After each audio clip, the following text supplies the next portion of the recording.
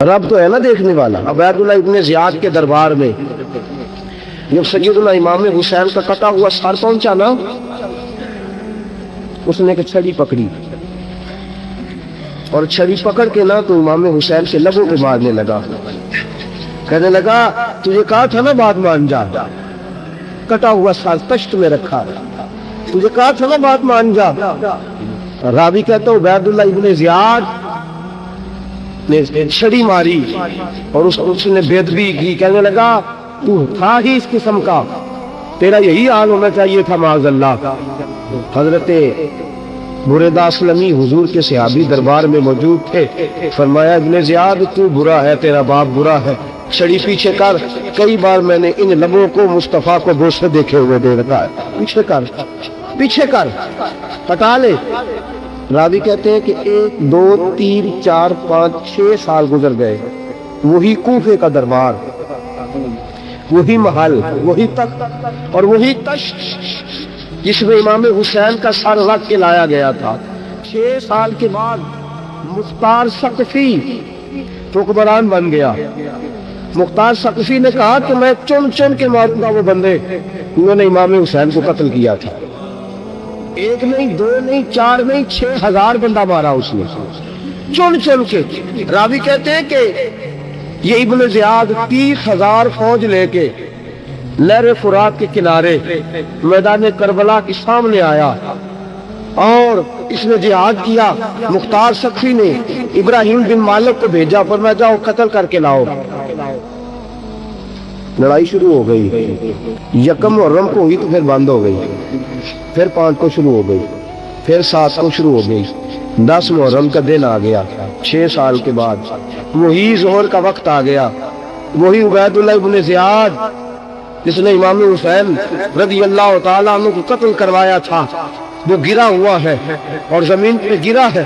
اس کی گردن پہ ابراہیم بن مالک نے پیر رکھا اور اس کی گردن کو کاٹ کے تشت میں رکھا، اور تشت میں رکھ کے جب اس نے کوفہ بھیجا، وہی تخت جس پہ عبیداللہ ابن زیاد نے بیٹھ کے امام حسین کے مبارک لبوں پہ چھڑی ماری تھی، اسی تشت پہ رکھ کے جب اسی عبیداللہ ابن زیاد کا سر سامنے رکھا تو کوفے کے اس دارالخلافہ کے کونے سے ایک بابا بولا اور بول کے کہنے لگا لوگوں گواہ رہنا میرا رب بڑا عادل ہے، گواہ رہنا اللہ بڑا عادل ہے۔ چیختا ہے کونے سے پکارتا کہتا لوگوں عدل ہو گیا، انصاف ہو گیا، عدل ہو گیا، انصاف۔ دیکھو دیکھو جب حسین کا سار آیا تھا ابن زیاد نے گستاخی کی تھی تو کونے سے آوازیں نکلنے لگی تھی کہ زیاد برا ہے حسین اچھا ہے۔ آج ابن زیاد کا سار آیا ہے، آواز پھر کونے سے نکلی ہے، لیکن آواز کیا گونج رہی ہے؟ آواز پھر وہی گونج رہی ہے، زیاد ابن زیاد برا تھا، حسین کو اللہ نے بڑی عزت عطا فرما رکھی۔ مکافات عمل، مکافات عمل، اللہ غافل نہیں ظالم جو کام کرتے، اللہ غافل نہیں۔ 6 سال کے بعد وہی دن، وہی وقت، وہی گھڑی، وہی لمحہ، وہی سارا نظام، وہی دربار۔ انسان ڈرتا نہیں، انسان باز آتا، عبرت پکڑتا۔ ابن زیاد اس وقت کہتا تھا کہ میں جاؤں حسین کے پاس، یہ میں جو ہوتی ہے یہ مروا دیتی ہے۔ شیطان نے کہا تھا آنا خیر منہم، میں بہتر ہوتا ہوں، بس ختم ہو گیا، ختم ہو گیا۔ ابن زیاد قتل ہوا، وہی تاریخ، وہی زمانہ، اللہ کریم نے اس کو ذلت کی موت دی، مرا، اور 30,000 فوج لے کے نکلا تھا، پھر بھی بچ سکا نہیں۔ یہ ابن زیاد کا حال ہوا۔ ابن سعد صحابی کا بیٹا تھا، نبی پاک علیہ السلام کے پیارے صحابی کا بیٹا تھا، جناب سعد بن ابی وقاص کی اولاد تھی۔ لیکن یاد رکھنا اگر ایک صحابی کا بیٹا یزید بن سکتا ہے تو دوسرے کا ابن سعد بھی بن سکتا ہے۔ اور صرف یوں ہی توجہ نہ کیا کرو، ابو جہل کا بیٹا بھی تو صحابی رسول بن گیا تھا نا۔ یخرج الحی من المیت و یخرج المیت من الحی، رب فرماتا میں زندوں سے مردے اور مردوں سے زندے نکال دیا کرتا ہوں۔ میں کبھی کبھی کعبے کے اندر بت بھی رکھوا دیتا ہوں، گھر میرا اور میرے ہی شریک اس گھر کے اندر راج کرتے رہتے، میری بے نیازی ہے، کچھ کا کچھ کر دیتا ہوں۔ ابن سعد مختار حکمران بنا تو مختار ثقفی نے ابن سعد کے بیٹے حفص کو بلایا، اور مزے کی بات یہ ہے کہ مختار جو بعد میں حکمران بنا نا، بڑی یاری تھی اس کی ابن سعد کے ساتھ۔ جتنے قاتلان امام حسین تھے وہ کوفہ چھوڑ کے بھاگ گئے، دوڑ گئے۔ اور ایک بات یاد رکھنا، ظالم بزدل ہوتا ہے، ظالم بزدل ہوتا ہے، اس کے اندر کوئی اطمینان نہیں ہوتا، تو ڈر لگتا۔ بھاگ گئے سارے کوفہ چھوڑ کے، لیکن ابن سعد نے کہا مختار میرا یار ہے، مجھے کچھ نہیں کہے گا۔ اس کے گھر والوں نے سمجھایا کہ تو دوڑ جا، تیرا تو ظلم بھی بہت زیادہ ہے، دوڑ جا تو۔ اس نے کہا نہیں میرا یار ہے، مجھے کچھ نہیں کہے گا۔ اس نے کہا تو نبی پاک کے نواسوں کا نہیں بنا تو تیرا یار تیرا بنے گا، تو رسول پاک علیہ السلام کے خاندان کا نہیں بنا، ان کا تو نے احترام نہیں کیا، یاری کا۔ اس نے کہا نہیں مجھے کچھ نہیں کہنے والا، تم چھوڑو اس بات کو۔ حفص کو پیغام بھیجا، بیٹا آیا۔ مختار نے کہا تیرا باپ کدھر ہے؟ اس نے کہا جی ابا یہ باہر نہیں نکلتے، بس گھر کے کونے میں بیٹھ کے اللہ اللہ کرتے ہیں۔ اس نے کہا اچھا کیا کرتے ہیں؟ کہا جی گوشہ نشین ہو گئے۔ اس نے کہا اب تیرا باپ گوشہ نشین ہوا ہے؟ اب گوشہ نشین ہوا ہے؟ بھیڑیے سے لومڑی نے کہا کہ جاؤ شکار کر لو، تو بھیڑیا کہنے لگا بوڑھا ہو گیا تھا نا، بھیڑیا کہنے لگا نہیں میں نیک ہو گیا ہوں، میں نے شکار کرنا چھوڑ دیا ہے، میں کسی جانور کو تنگ نہیں کرتا۔ تو لومڑی کہنے لگی نہیں بادشاہ سچی بات کر، اب تجھ سے دوڑا ہی نہیں جاتا، اب شکار پکڑا جاتا، اب تجھ سے دوڑا نہیں جاتا، پکڑ اب تیرے اندر آج بھی طاقت آئے تو کم کرے نہ، تو اب بھی چھوڑنے والا، اب تجھ سے دوڑا نہیں جاتا۔ ملا رومی فرماتے ہیں بوڑھا ہو کے تو بھیڑیا بھی نیک ہو جاتا ہے۔ کہاں کہ جاؤ، تمہیں بلا رہا ہے۔ کہا نہیں جی میرے ابا جی نا آپ اندر رہ کے اللہ اللہ کرتے۔ اس نے کہا اب اسے اللہ اللہ یاد آئی ہے، اب اللہ اللہ یاد آئی ہے، کچھ گناہ ایسے ہیں جو رب معاف نہیں کرے گا۔ فرمایا وہ جتنی مرضی نمازیں پڑھے، جتنے مرضی روزے رکھے، جتنی مرضی نفل پڑھے، سارا کچھ کر لے، لیکن اللہ کبھی حسین کے گستاخ سے معاف نہیں کرے گا، کبھی نہیں معاف کرے گا۔ اس لیے کہ جو حسین کا بے ادب ہے وہ دراصل رسول پاک کا بے ادب ہے، اللہ اسے معاف کرے گا۔ اس ظالم نے اس نے ظلم کیا، ابھی 6 سال ہی تو گزرے تھے، 6 سال ہوئے صرف۔ ابن سعد بھیجا بیٹے کو، کہا جا اب اپنے باپ کو جا کے کہہ یہ مختار بلاتا ہے، بات سنے آ کے۔ ڈر گیا، میں نے کہا ظالم بزدل ہوتا ہے، کہنے لگا اس سے جا کے کہو میں نہیں آ سکتا، بیمار ہوں۔ اس نے کہا چلو وہ نہیں آ سکتا تو ہم تو جا سکتے ہیں نا، ہم تو جائیں گے نا۔ ابن سعد نے بھیجے 10-12 بندے، فرمایا جاؤ زندہ نہ لے کے آنا میرے پاس، میرے پاس زندہ نہ لے کے آنا۔ گئے، بیٹے کو حفص کو گرفتار کر کے کھڑا کر دیا، اور جناب یہ جو ابن سعد تھا اس کو بھیجا، کہا جب تم اس تک پہنچو نا تو جا کے گردن مارنا اس کی، اور مجھے اس کی وجود نہیں دیکھنا، صرف کٹا ہوا سر دیکھنا ہے۔ گئے، جا کے اس کو پکارا، کا مختار میں بھیجا ہے مارنے کے لیے۔ کہنے لگے مختار مجھے نہیں مار سکتا، میرا یار ہے۔ ابن سعد کہتا مختار مجھے مار سکتا، میرا یار ہے۔ ان فوجیوں میں سے فوجی کہنے لگا اگر تم محمد کے نواسے کو مار سکتا تو تجھے بھی تیرا یار مار سکتا ہے صلی اللہ علیہ، اگر تو رسول پاک صلی اللہ تعالی علیہ وسلم کے نواسے کو قتل کر سکتا ہے، تو نے نبی کا حیا نہیں کیا، وہ یاری کا حیا کیوں کرے؟ تو نے ظلم کیا ہے، اب دیکھ تیرا حال کیا ہوتا ہے۔ گرفتار کر لیا، منتیں کرتا رہا۔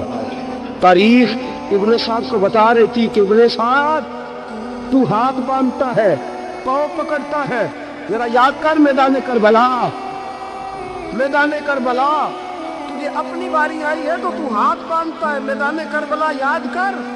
حسین نے بھائی کی بھی لاش اٹھائی تھی، حسین نے جوان بیٹے کی میت بھی اٹھائی تھی، 6 مہینے کا علی اصغر بھی اس کی گود میں دم توڑ گیا تھا، اس کی بیٹیاں پیچھے تھی، بہن پیچھے تھی، بھانجیاں پیچھے تھی، بھتیجیاں پیچھے تھی، لیکن حسین نے ایک بار بھی ہاتھ نہیں باندھے۔ یہ کون ہے؟ عطا ہوا غبار سے پھٹا ہوا، ہزاروں کوفیوں کے درمیان وہ اکیلا ہی ڈٹا ہوا، یہ دل یقین حسین ہے، نبی کا نور عین ہے۔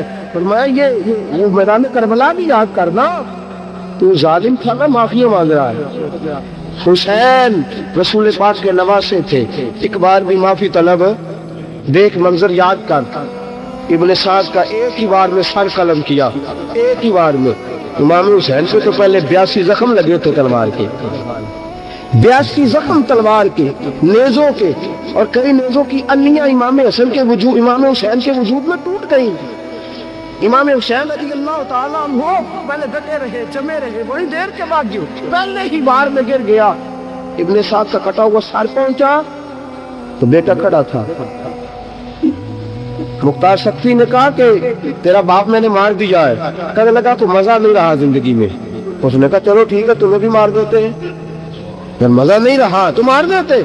کاٹ دیا سر اس کا بھی، دونوں سر کاٹے، پشت میں رکھے، اور مدینہ منورہ حضرت محمد بن حنفیہ رضی اللہ تعالیٰ عنہ جو امام حسین کے چھوٹے بھائی تھے، جناب علی کی دوسری زوجہ کے بیٹے تھے، جناب علی کے صاحبزادے ان کے پاس بھیجے، اور بھیج کے کہا کہ نو، ابن سعد کا سر حسین کا بدلہ ہے اور اس کے بیٹے کا سر علی اکبر کا بدلہ ہے۔